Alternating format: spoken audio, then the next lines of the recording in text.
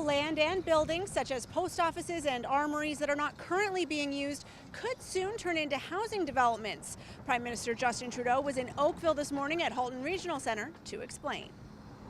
We're making a historic shift in our approach to public lands that will unlock 250,000 new homes for Canadians by 2031. And to convert these public lands to housing, we'll be using all the tools available, and we'll be partnering with home builders and housing providers. See, right now, governments across Canada are sitting on surplus, underused and vacant public lands like empty office towers or low-rise buildings. There is great potential to build more housing, but we all have to step up, all of us together.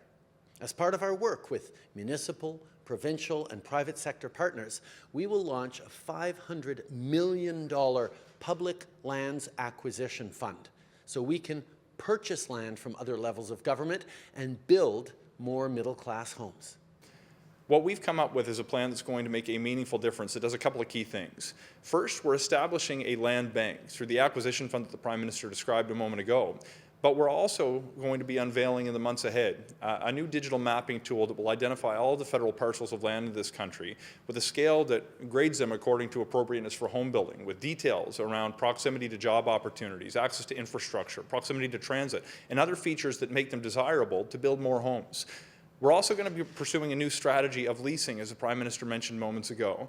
This is very exciting because it allows us not only to put the lands in the hands of builders who are going to build more homes, it allows us a greater degree of control over what kinds of homes are going to be built.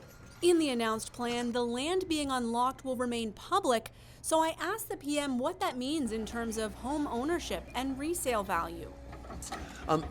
Many of these public lands will be unlocked for long-term co-op homes, long-term affordable rentals, and issues like that, where the long-term ownership is not an issue.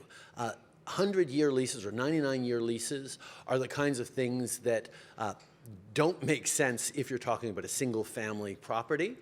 But as soon as you're talking about row homes or cooperatives, make a lot more sense. And those are the kinds of things that ensure that not just right now or for the next 5 years, but for the next generation, the federal government retains a level of control and accountability over what actually gets built on these so they don't get flipped over into luxury condos after a generation.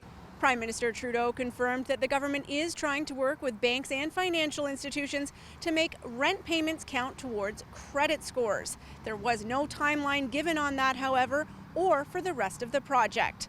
For Halton News, I'm Jessica Kaitting.